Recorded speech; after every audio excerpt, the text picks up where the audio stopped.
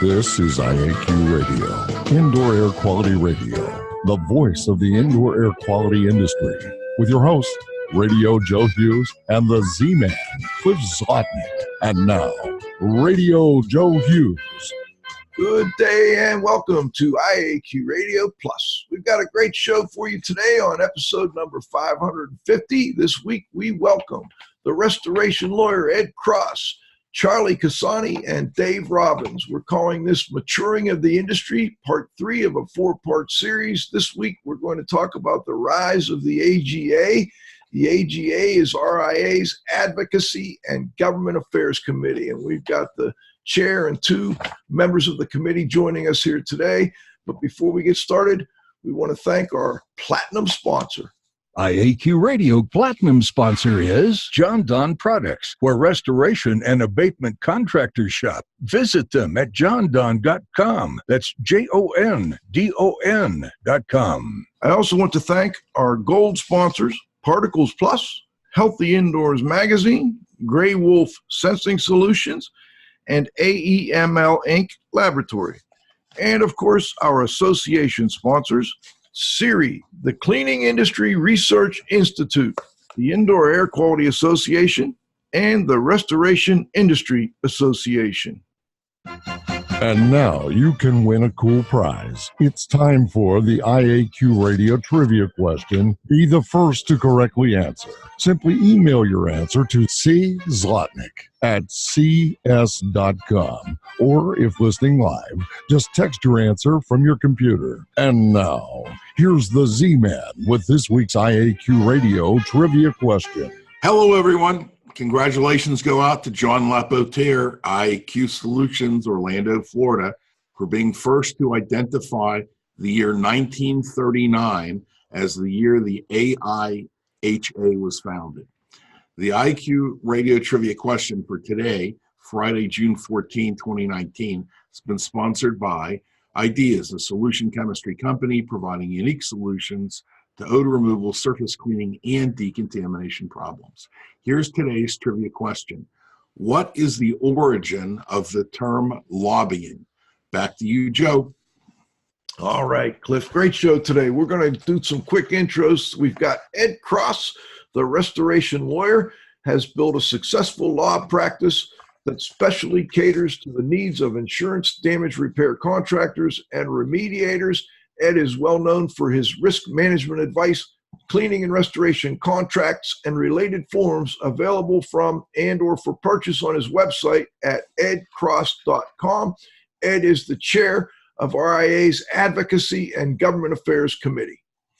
Charles Cassani has acquired a unique skill set of technical knowledge and experience gained over his 4+ decades of involvement in the disaster restoration industry. He has a unique historical perspective, having successfully navigated through many industry changes. He owned and operated a national cleaning and restoration franchise and now serves as analytical specialist at Restoration Management Company. Cassani's experience includes being a California licensed general contractor and a California-approved provider of insurance continuation credits. Cassani's commitment to volunteerism is evidenced from his service on RIA's Certified Restore Redevelopment Committee, which produced the cleaning and restoration industry's first body of knowledge, officially called the Certified Restorer Body of Knowledge, the complete guide for those pursuing excellence in restoration, education, and training. Presently, Cassani's volunteer work with the Restoration Industry Association is as a member of RIA's Advocacy and Government Affairs Committee. And we've got Dave Robbins, an industry veteran and licensed general contractor with more than 30 years of experience in the commercial restoration industry. Dave is the owner and vice president of SRP Contractors, a large-scale restoration firm operating throughout the Southeast. SRP is a longtime RIA member and a 3-time Phoenix Award winner. They currently have offices in Memphis, Nashville, and Little Rock. Gentlemen, do we have you on the line? Yes, sir. I'm here. Thank you, guys. We are here. Thank you, Radio Joe and the Z-Man. Let's start with you, restoration lawyer Ed Cross. Ed, you're the chair of this new committee here, and I wonder who's the constituency? Who will the AGA, the Advocacy and Government Affairs Committee, be lobbying for? Hi, Joe. Thank you very much for asking that question. It's really an important one. I want to dispel any confusion about this. The AGA is there for contractors, okay? There were other groups that served as kind of one big tent where different industry players would get together and share ideas. That's not what this is. We're here for contractors. Gotcha. Cliff, let me turn it over to you. Thanks. Well, let's do another one, Ed. What makes you think the restoration industry wants, needs, or is prepared for advocacy? Well, it's because more and more lately, Cliff, I'm getting calls from my restoration contractor clients telling me about all the troubles they're having with TPAs, with third-party building consultants, with standardized pricing platforms, and they're telling me it's getting worse and worse and worse. And there seems to be a general decay that's underway. We're seeing some of the best and brightest being driven out of the industry. And in my state, in California, there's a major office up north that just got closed recently, and a lot of employees were out on the street looking for a job because that office was too reliant on work from TPAs. The profit margins were thin, or they dissolved entirely, and they couldn't keep the doors open. Joe? Let's go over to Charlie. Charlie, you've been around quite a while. This question says you're the old dog in the fight, but I don't know that I want to agree with that or not. But why do you think the restoration industry needs advocacy? Ed's coming at it from his clients as an attorney, but you're a restoration contractor. What do you see out there? Joe, it's an interesting question because I think I mentioned this at the town hall meeting. In the time I've been in both organizations, the IICRC and RIA, I never imagined that they would unite under a single banner, and I think it's really for a good cause. The polling that we did there, the biggest thing that came up was the fact that how fragmented the industry is. And I think, there's always strength in numbers, and I think because of Mark's vision, we have a good idea of how to put this together and make it work. Ed's leadership is really important, and I think we've got some great people on the committee to do that work. I think it's a very necessary thing right now, and I'm pleased, after 4 decades to see something like this happen. All right, my engineer's scrambling to get your photo up there, Charlie. We'll have you up in a minute anyway, but Charlie's joining us on the phone. Let's go over to Dave Robbins. Dave, I wonder if you could maybe comment on the same question, and also let us know why you agreed to serve on this important committee. Well, I'll tell you, Joe, I didn't just agree to serve on the committee. I sought out the opportunity to do so, and very grateful for that opportunity. This isn't just about giving back to an industry that's not only taken care of me, but also this is an industry that in Memphis, my grandfather founded the first restoration industry back in '62. So this is not just about giving back. This is about the preservation of this industry, not just for contractors today, but for future generations. I'm proud to be a part of this. Dave, I'm wondering, you're presently operating out of several cities. How much are the issues that we're talking about affecting your business? Do you depend at all on the TPAs, or do you not work with that? Or you know what? We don't do any program work. We're large loss commercial. We don't do any program work today, but we work alongside all of the other contractors in our community and the states that we work in, and we hear the feedback on a daily basis about the egregious abuse of power from not only the building consultants, but you're working with TPAs that basically are very entry-level adjusters at best that are critiquing veteran contractors about how to write a scope of work, what pricing format they should use, and it's just an egregious abuse of power, and it's something that we're here to protect, and the rights of the contractors that are out there across the nation.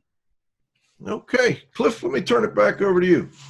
Well, I'm I guess this probably goes to Ed. I'm really not sure how TPAs got started, because, when you look at a standard insurance policy, nowhere in that policy does it say competitive bid. Nowhere does it say cheapest price. And, I don't know where they get the legal grounds to adjust your bill after the fact. Yeah, that's a good point. And one thing that I think a lot of people sometimes lose sight of, Cliff, is the fact that the insurance companies have an obligation to pay the usual and customary cost of the work. And unfortunately, with some adjusters and some TPAs, that gets twisted into an argument that the price should be the very lowest rock bottom price that somebody will do it for in that particular market. We don't want to lose sight of the fact, however, that in some of these instances, there are contractors who are not doing things right and who need some education on some of these issues. And, we pose a question sometimes, would there even be a need for third-party building consultants in the first place if all the contractors were doing things in the way that they should? And RIA's goal is to educate larger masses in order to prevent that sort of problem and restore a level playing field, more like what we had decades ago. What concerns me is I was speaking to a restoration contractor yesterday who only does contents. And he was complaining about a TPA on a loss going through the bill and wanting to put everything on time and material and so on and so forth. And I know that this really started with water damage, but now this is, it seems to be going across the board. Is this something that's going on a national basis, or is this something just that's going on in I guess he's in mid-Atlantic states? Yeah, no, it is going on a national basis, and they're gaining more and more momentum. And so now more than ever, restorers need to stand up and unite and speak with one voice. And has this also happened in other industries? Yes, as a matter of fact, the auto repair industry took a stand against insurance companies who were imposing what the repair shops thought were unreasonably low prices for certain types of work, and they were successful with that. And we are going to do our best not to try to reinvent the wheel and to look what other associations and other industries have done. One more question, Ed. What makes you think the restoration industry wants or is prepared for this type of advocacy? Well, like I said, because of this steady state of decay that's going on, the thinning profit margins, offices closing up, I think it's a very good time. And some of these TPAs are starting to have difficulty getting contractors and vendors in certain markets who will serve them. And other contractors who are remaining on the programs are shrinking the geographic scope of jobs that they will accept because those profit margins are so thin, and they want to avoid excess travel expenses. Charlie, you've been around RIA for a long time, and I think you feel like they are uniquely positioned to advocate for the industry. Can you tell listeners why you feel RIA is the right group to have this type of committee, the Advocacy and Government Affairs Committee? Well, I think it was Pete that started it, and then Cliff picked up the theme of the old dog. But RIA is the old dog of the industry. They've been around the longest. I think they have the best education programs. I started out as an IICRC certified carpet cleaner. Went to Fresno, California, Ed Wanda York's place. Ron Tony was the instructor. And I did that. And then I ran into Pete, and Pete pulled me up to a RIA convention in Reno, and it kind of opened my mind to a lot of really advanced ideas. And then, of course, Marty King was there. So I've always subscribed to the idea that the the technical side of our industry should drive, how we do the work. And Marty's idea was the more we educate our competitors and lift their body of knowledge, the more it will help the industry in general. And I think this is an opportunity to really do that. So in some ways, I'm looking at this as playing out Marty's vision. Interesting. Dave, what do you want? You've got the RIA members, but obviously they're not, everyone in the industry. You've got a much larger industry at large. What do you want non-RIA members to know about the AGA? Well, simply put, I think that we want everyone to know that the AGA is here for all restorers, all professional restorers out in the industry. And, the challenge is going to be to get the word out to everyone that the AGA, obviously is going to provide the type of representation that's going to help them with the struggles that they deal with day to day. I think it's going to be well received once the word gets out there, but and also that the AGA's efforts are going to positively impact every professional restorer that's in the industry today. I think it's very important that they know that. And again, the challenge is just going to be getting the word out. And Ed, I think I know the answer to this, but I just want to make sure that we kind of emphasize this. The opponents, or the I don't know if we'll call them the opponents, but the other parties that restoration contractors deal with, they are advocating for their own needs, aren't they? And can you tell listeners a little bit more about that and how they advocate for their I guess, clients? I want to echo what Dave was talking about a moment ago about the unequal bargaining power and the abusive power that's going on. And it takes just a second on Google to see the massive surpluses that the insurance industry has in cash right now, and their profit margins are going up while restoration contractors' profit margins are going down. And that's really a sad state of affairs. And so Dave Robbins is doing a great job with his subcommittee on pricing, and Charlie is on a subcommittee for fundraising. And we are very excited about what's going to be happening coming up. And one thing we need to pay very close attention to is what just happened in Florida. The insurance industry mounted a major lobbying effort against restoration contractors, and they won. They annihilated the assignment of benefits down there and got a law passed that was very, very favorable to insurance companies and very unfavorable to restoration contractors. So this is kind of a way for restoration contractors to work together, whether they're RIA members or not, to kind of maybe level the playing field a little bit, because the insurance companies have that big lobby behind them. Yes, but it really is important to emphasize that restorers need to join the RIA. Okay, we need to join forces and get involved on a larger scale. And there are thousands of restoration contractors out there who are not yet members, and we urge everybody to get on to the RIA website, go ahead and become a full-fledged member.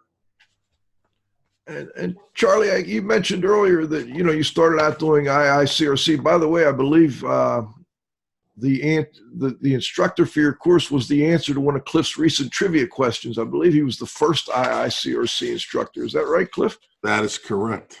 All right, Ron Toney, did you say? Yeah, Ron Toney.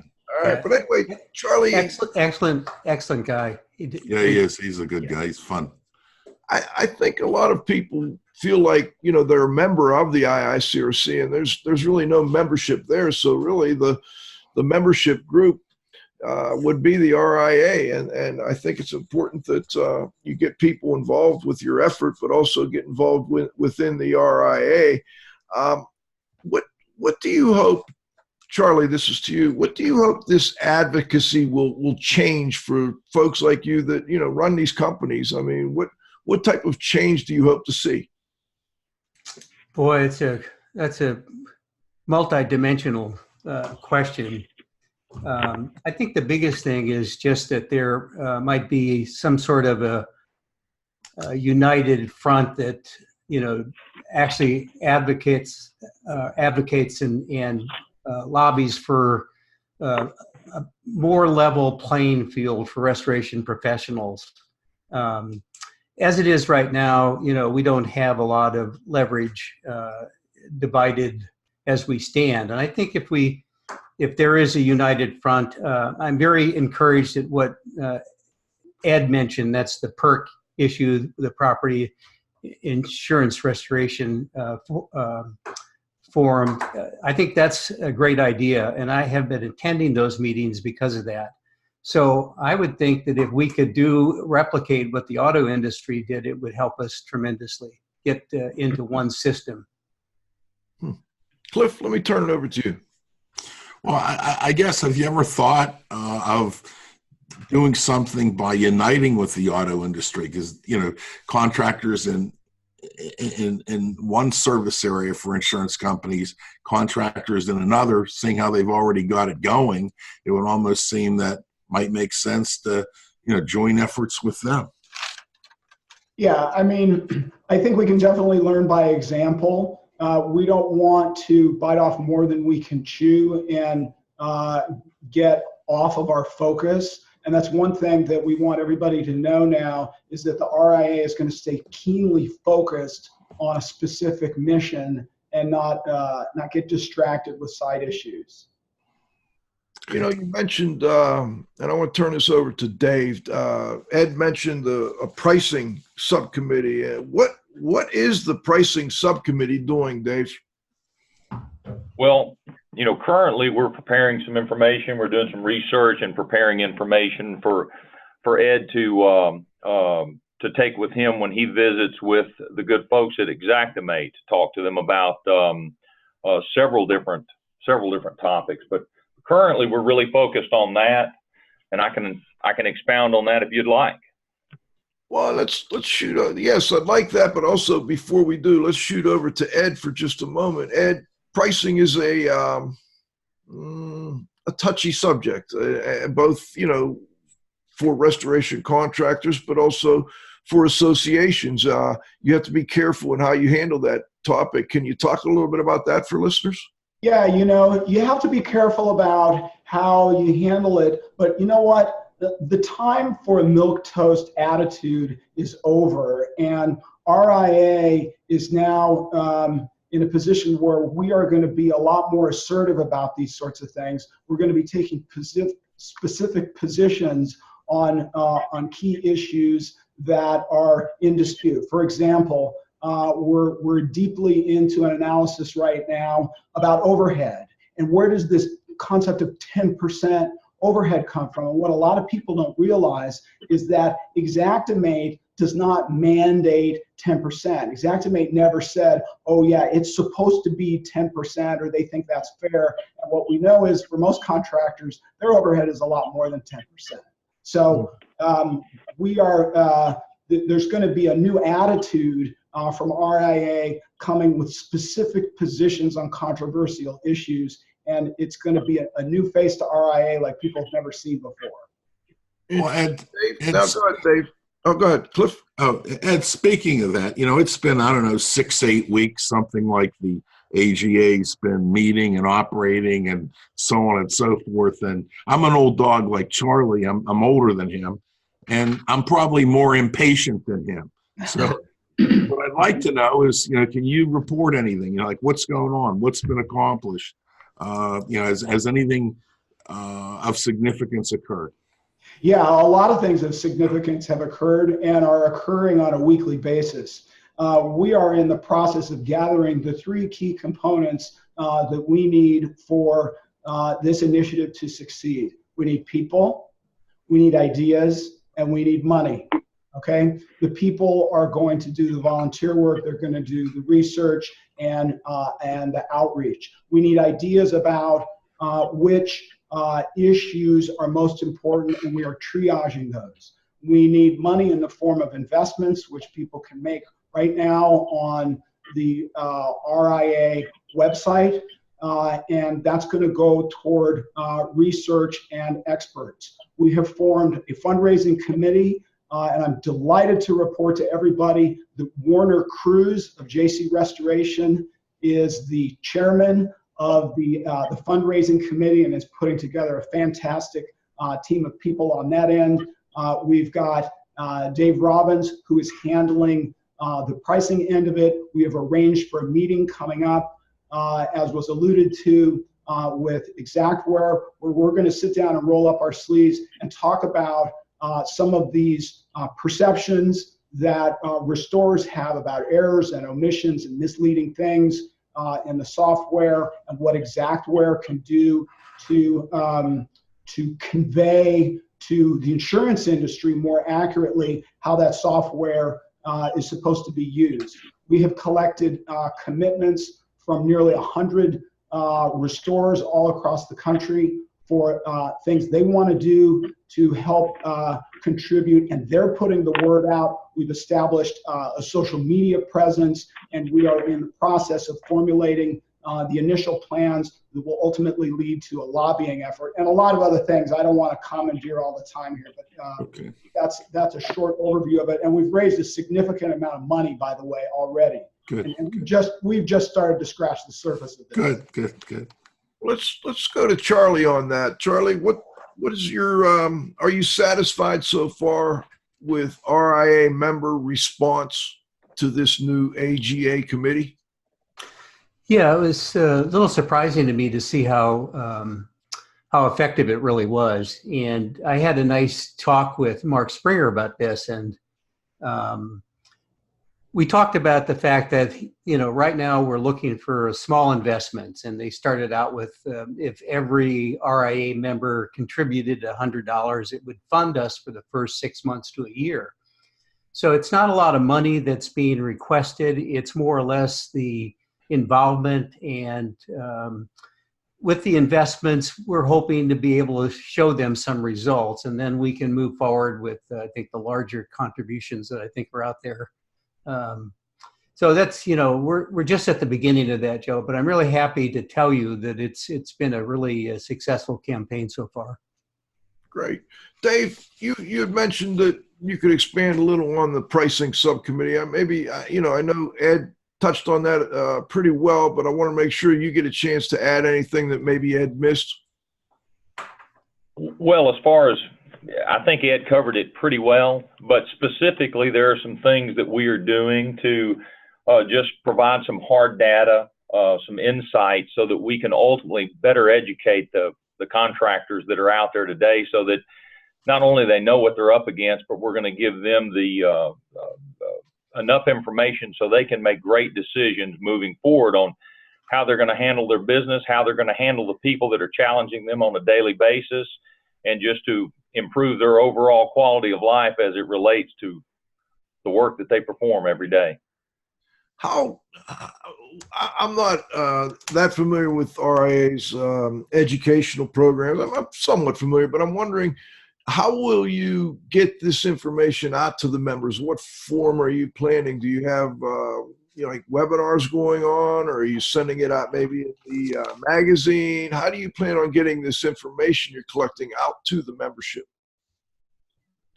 Yeah, as a matter of fact, we do have a webinar that's coming up, and I'm glad you mentioned that. This is being put on, of course, by RIA, and we hope that everybody's going to be able to log on and participate in that. It's going to be on Thursday, June 27th, coming up, and that's 10 o'clock Pacific time. But if you go onto the RIA website, you can get the whole scoop on that. And we're going to have to go to break for lunch, for halftime, not lunch, for halftime here in a moment. But before we do, there's a question I noticed on here that what is the initial focus of the AGA? So, there's a lot of neat, great things you'd like to do, but obviously you've got to narrow in on something and get her done.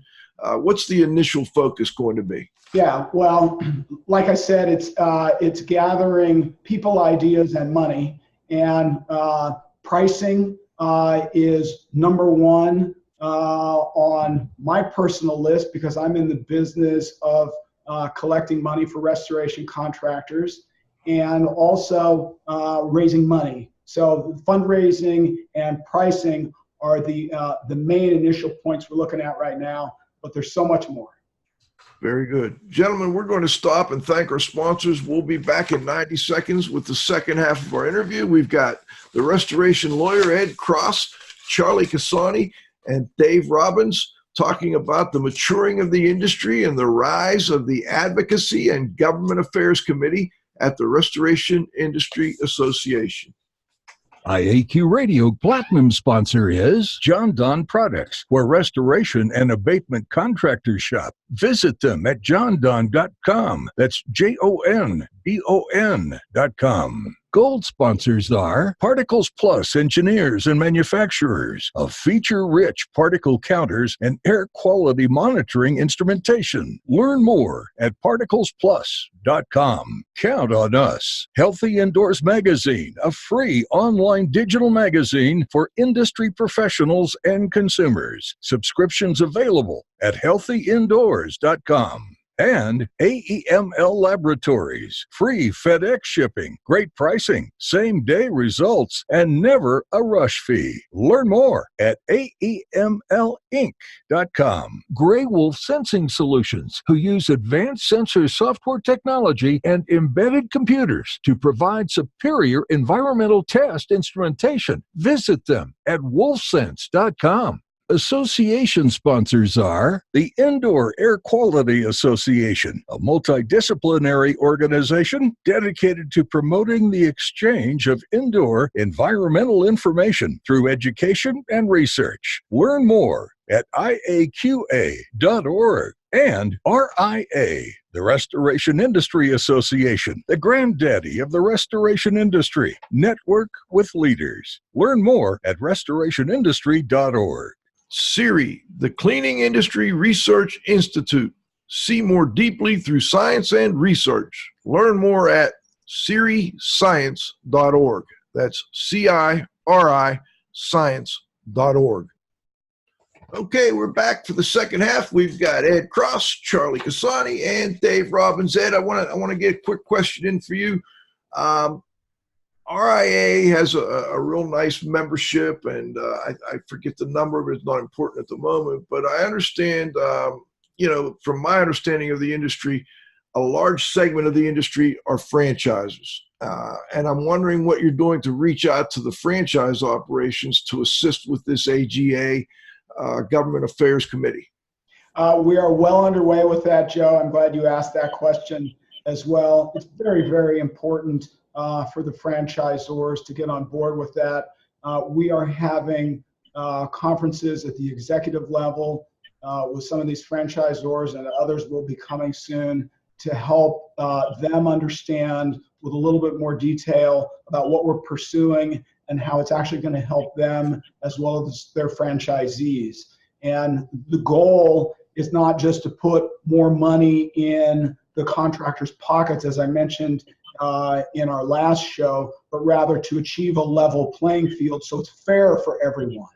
And, sometimes the contractors are making the mistakes, sometimes adjusters are making mistakes, but we need to shine the light of day on these issues and try to get them ironed out. Cliff, let me turn it over to you.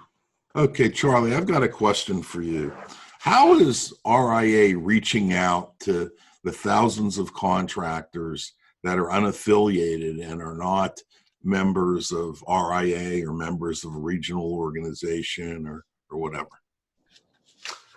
Cliff, I'm not sure that RIA is reaching out to those folks. I think it happens on a local level. We have a lot of local organizations. Like I participated in one in Northern California back in the 80s. And so other than that, I'm not sure that there's a big outreach program involved at this point. Maybe Dave has some other data on that. I think the Midwest is a little bit more involved in local organizations. Well, we're establishing a major social media presence.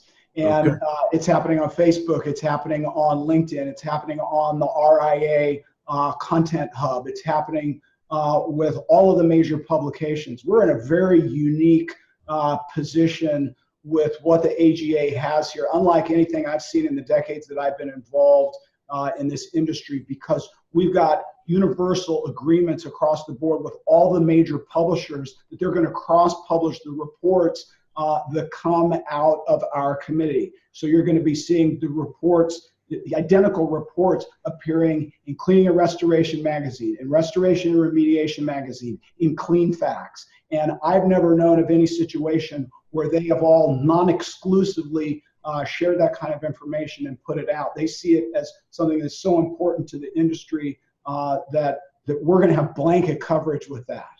Very good. Okay, Ed, you're kind of on a roll. How much money do we? That's my job, Cliff. Well, how much money do we need to raise before we can hire a lobbyist, and when would you project that milestone to occur? Yeah, the first thing that we have to establish, Cliff, is exactly what we're going to be lobbying for. And we are in the process of evaluating the options and looking at individual states where we can score some wins early on, and what particular issues we should be focusing on. And I hope that the listeners will send emails to me at edcross@edcross.com regarding issues that they think need to be addressed. If there's an unfair law in your particular jurisdiction that you think needs to be addressed, tell us what that is. We're going to take a look at it, and then we're going to shop for a lobbyist in that particular jurisdiction who has relationships with legislators who are sensitive to the needs of businesses. So many of these states, we have legislators that are so keenly focused only on consumers. And we're going to help people understand that by helping restoration contractors, they're also helping consumers. So different lobbyists in different states are going to have different fees depending on how grand the vision is and what we're going to be pursuing. And we're going to be making serious progress on that in the near future. But it's important to understand that from the point of conception to the point of actual legislation is a long process. All right, we have to crawl before we walk. Understood. Is the cost of state lobbying significantly less than national lobbying, or is it all pretty much the same? It really depends on so many different variables. I don't really think you can compare it that way, but I think the important thing to understand is that most of the issues that affect restorers are state laws rather than federal laws. We're going to be looking at the federal side as well, but in terms of what restorers are facing in the trenches every day, in terms of oppressive, overly consumer-friendly legislation, that's almost predominantly on the state level, not federal. Let me throw something out, and any one of you can jump in here, but hiring lobbyists is not cheap. And obviously you've got some goals on using lobbyists, but the insurance industry, I think, I could be wrong, will always be able to out-lobbyist you. They'll be able to hire more lobbyists. Do you have any plans for putting together a program of some type to get to the members so that they kind of become lobbyists themselves? It seems to me that the membership going to their state legislator, et cetera, may be a less expensive way to help lobby on the state level than hiring a lobbyist. Does that make any sense to you, Ed, Charlie, Dave? Yeah, I think it's important for the constituents in a given jurisdiction to convey their support for some specific move to their legislator, to their senator, to their congressperson. All right, but these are technical issues that require special expertise, and I'm not going to hire a dentist to do my open heart surgery or my gardener to prepare my taxes. Okay, we're all going to work together, and the anecdotes that come from restorers, I think, will be very effective to help the lobbyists advocate for their cause. Ed, you know, one of the things you were looking for was ideas, and I'll give you a free one. You Okay. know, if you went to one of these states that had some egregious law, you know, that affected restoration contractors, and you had hundreds of restoration contractors send a truck to the capital of that state, you know, when they were in session, and keep driving around the building, you know, something tells me, you know, the news is going to pick it up, and, you know, that someone would be sympathetic to the story, you know. Circle the wagons. Yeah, I mean, this is all about getting the word out. Right. And we're doing big and splashy things that RIA has never done before. And I love the idea. You know, I love the idea of restorers in a given market boycotting a TPA to send a message. And I don't know if anybody's going to step up and take that on. You know, I understand the business constraints and companies get, you know, dependent on this TPA work or this program work. But that would be a great visual symbol, and I love the idea, Cliff. All right, cool. Joe? I'd like to either Charlie and or Dave, why don't we throw this out to both of you? What are the main issues you see in your business that you feel need to be addressed by a group like the Advocacy and Government Affairs Committee? Let's start with you, Charlie. You know, Joe, I'm in a unique position. I'm actually an employee of a company rather than an employer. So what I see is that some of the program work, we do a lot of it at RMC, gets a little skewed by the adjusters and sometimes the TPAs. But I think by and large, until, you know, we've identified some of the issues, you know, in California, we have a number of issues, and Ed can talk to those. We tried putting together a lobbying group before, and so he can talk to that whole idea, but I don't know that we've identified enough of the real issues at this point besides what we, you know, Ed's already stated. Okay. And we're in a unique position. We've done, you know, we've grown our large loss division substantially, you know, and that's the more time and materials work. So the program work is the day-to-day stuff, and we go after the larger stuff. But by and large, I think Ed might have a better handle on that, especially in California. Well, let's start with that, Ed, and then I want to go to Dave and give you a moment to think about, say, some maybe Midwest or yeah, I guess, well, you're in the Tennessee, in that area. I don't know what we call that. Mid-South. Mid-South, thank you. Ed, go ahead. Let's start California, and then Dave, I want to see what your specific issues are in the Mid-South. Well, California is a very, very pro-consumer state. And one of the things, I mean, I could give you 20 examples of some of the problems, but here's just a quick one right off the top. In order to do residential work in the state of California, you have to have a fixed price lump sum contract in writing signed by the customer before any work can begin. That includes emergency service work. You show up at 3 o'clock in the morning and the little old lady from Pasadena is standing knee deep in sewage. You don't know if it's going to take you 7 days to do that job or 17 days to do that job. The state of California expects you to put a price on that. Okay? That's a very, very difficult thing to do. All right, so what I tell restorers, and I want to send the word out to everybody who's in a state right now that requires a fixed price lump sum contract up front. When you're doing emergency service work, do not write a scope of work that says you will return the property to its pre-loss condition if you don't know what that price is going to be. Instead, what you can do much more easily is tell Mrs. Jones that you think based on your experience, you could get the job substantially completed in 7 days. And here's the price for 7 days of service. If it's not done, there will be an additional charge after that. But the state of California requires me to put a price in this contract, even though I don't know what it's going to be. And consumers can understand that and they can relate to that. One thing that we should take a look at is getting an emergency service exception, at least for 24 hours or something, so at least the work can begin. and a project manager can come out and evaluate the progress of the drawing and come up with a price that's more meaningful.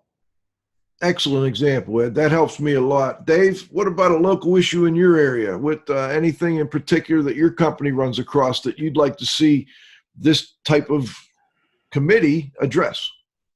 Oh, absolutely, and we're going to hit this head on. The biggest issue that companies like mine deal with on a day-to-day basis, because we don't deal with TPAs if you don't do program work, is the problem with the building consultants today. Their model, the way that their strategies and their tactics are planned and executed, it is beyond unethical in a lot of areas. As a matter of fact, I would even say that it borders on being even illegal, or at least it seems that way. And let me tell you what I mean by that. Yeah, please explain a little more. Thank you. Absolutely. We'll get on a large loss. We'll get a project started. We'll have an agreement, a contract with our owner, with the end user. We'll begin working with the insurance company. We'll get an agreed scope of repairs, an agreed price that the contract is based on. We'll get the job well underway, and in the third quarter of the game, the building consultant will arrive. When the building consultant arrives in the third quarter of the game, he now wants to review, he wants to audit the work that's been done, and at that point, he wants to renegotiate pricing. Now, of course, when you're dealing with large loss projects, the property side of the damages is not, or the property side of the loss is not the driving force. It's not the driver for the loss. The driver for that loss is business interruption. So every step of the way, we're not just encouraged, but we're pushed to push that job for completion so that we can minimize the BI. And at the end of the job, the third quarter, the fourth quarter of the job, and all the work is finished, and the building consultant has audited and reviewed and wants to revise the pricing, at that point, you literally have to make concessions that look very similar to buying your check at the end of the job. I think that I speak for everybody in the industry that does what we do. The time is now to stop these types of tactics. And this is very much a strategy that we deal with on a day-to-day basis. You have to make concessions, assuming you don't want to litigate. Right. Exactly. Dave, would it help if it was required that if you're going to bring in this building consultant, I'm not sure if I'm misunderstanding that term, is that like an IEP, an indoor environmental professional? No, not at all. But they do call themselves third-party consultants, but they act very much like first-party consultants. They act very much. Here's a good analogy. It's a good cop, bad cop. They send the adjuster in; he's the good cop. The building consultant is the bad cop. And you play very nice with the adjuster, and everything's going smoothly. And then again, at the third quarter, in the third, in the bottom of the ninth, they send in the building consultant, and now you've got to fight your way out of the end of the job just to get paid.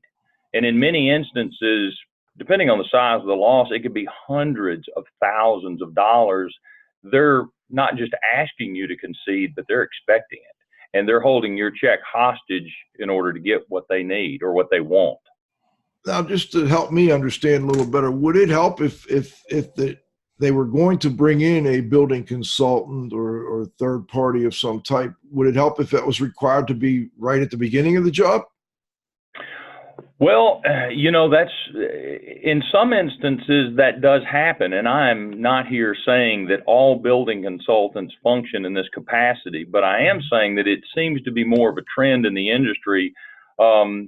Something that we run into all the time. But yes, building consultants, we know now that if a loss rises to a certain level, like say, depends on the carrier, if you get a loss that's over 100,000 or over 250,000, chances are a building consultant is going to be brought in to be part of the claims handling team.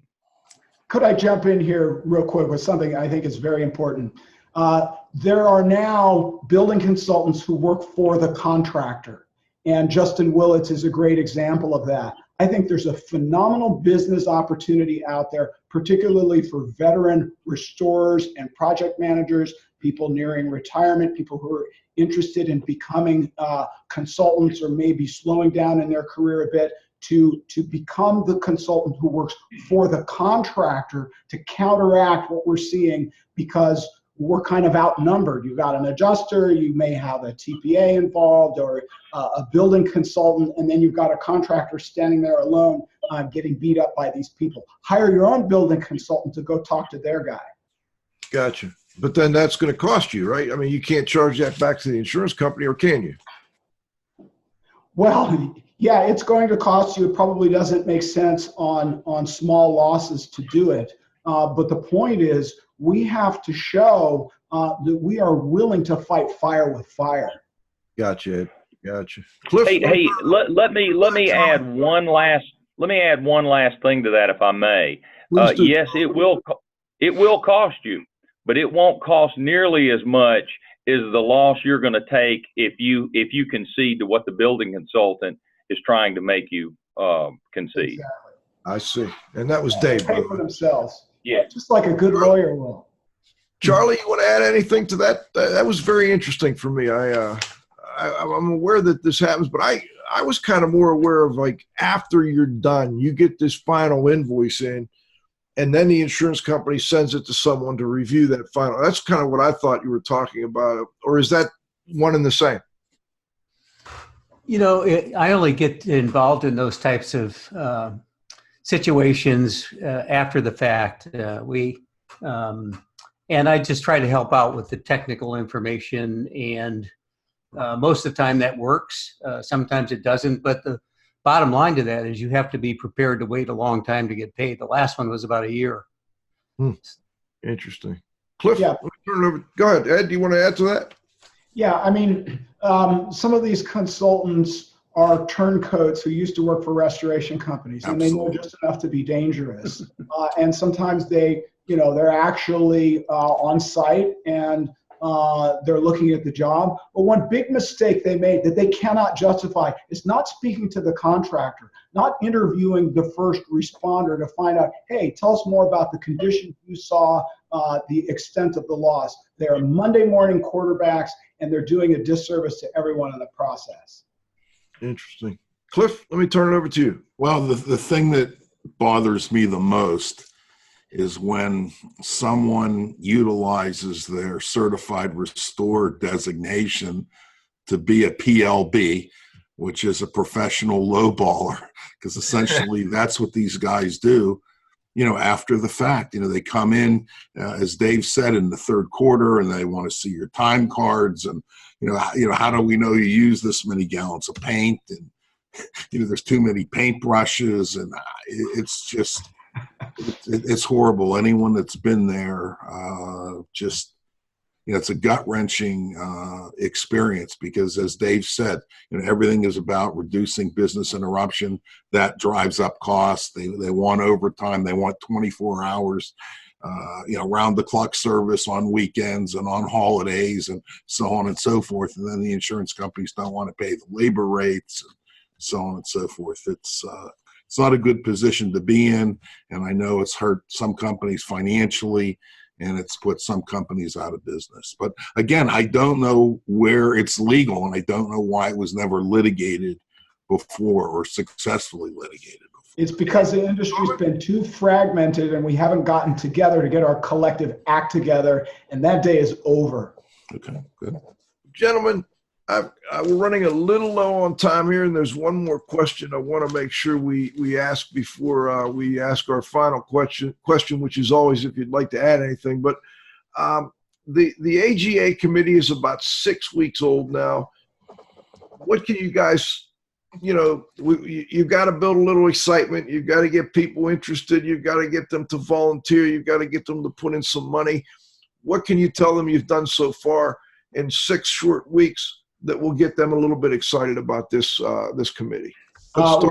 We've raised money. We've gotten dozens and over 100 different submissions from people about the ideas that they want addressed. We've launched the pricing subcommittee that Dave is handling. We've launched the fundraising subcommittee with Warner Cruz that Charlie is also on.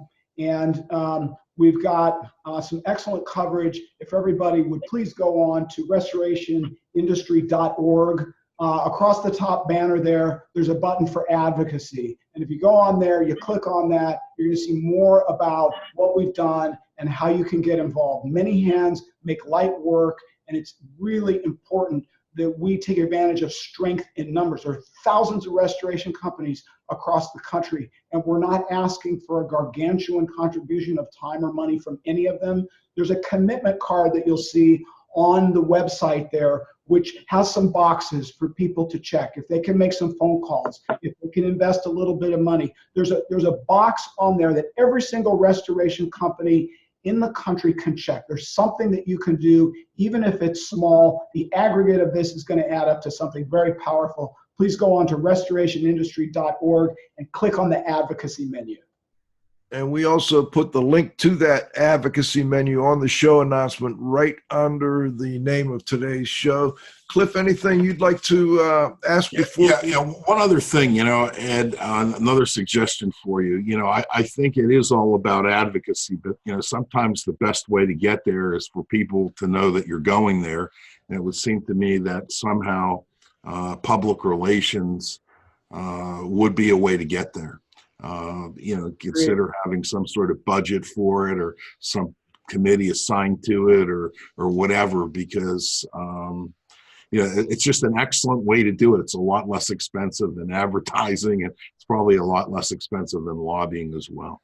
Well, but we've got hundreds of people all over the country that are posting all over social media and getting the word out, and we're asking them to call two friends and for them to call two friends, and this is very much a grassroots effort. And I am really impressed with the momentum that's been established so far, and I really want to extend my sincere thanks to the members of the committee, to Charlie and Dave, and to Mark Springer, who's been kind of the architect of this. He's absolutely brilliant, and I'm excited to see where this is going to go, and very optimistic. It's obvious, Ed. It's good to hear. Gentlemen, before we go, we always like to give the last word to our guests. Let's start with you, Charlie. Any final thoughts, anything we missed that you'd like to add, or anything you'd like to say at all? No, I think it's a work in progress, Joe and Cliff, and I'm just delighted that Ed's involved, because his energy and his time spent and his expertise really is helping move this thing forward. So I think at this point in time, I'm pretty pleased with what's happening. I'm happy to be involved. And thank you for joining us today, Charlie. We really appreciate it. Dave, Robbins, anything you'd like to add? Well, I'll make mine short and sweet. The AGA is set up and committed to plow the road for every restorer from coast to coast. So more than anything else, we need everyone's support and resources. Thank you, Dave. And Ed, I'd like to give you the last word. I want the last word after Ed. Go ahead. The last word. All right. Thank you very much again for the opportunity to be here and for the energy that IAQradio has put behind this. I want everybody to really consider the fact that the Restoration Industry Association is the industry's oldest and largest association. It's the best suited to take on this charge. Like any old association, it's had its warts and blemishes in the past. We need to put the past in the past and focus on what we can do in the future. We've got over 1,100 member firms worldwide. We're really hoping to increase that. And I want to urge everybody who hasn't been there before, once again, to go on to restorationindustry.org and read a little bit about what your Restoration Industry Association is doing for you. Thank you, Ed. Cliff, you get the final word today. Okay. What I need you to do is get the graphics person on the RIA webpage to change the button that you press to blue. Okay. because I'm excited about the new testosterone that's in RIA, and the blue button will remind people about the little blue pill. All right, Cliff. All right. Oh, my. Cliff, thank you. Gentlemen, I want to thank you all. Ed Cross, Charlie Cassani, Dave Robbins. A great show, guys, and I think a really admirable task you are all taking on here. RIA's Advocacy and Government Affairs Committee. Also want to thank John. You got to have faith at the controls. My co-host, the Z-Man, Cliff Zlotnick. We'll be back next Friday at noon.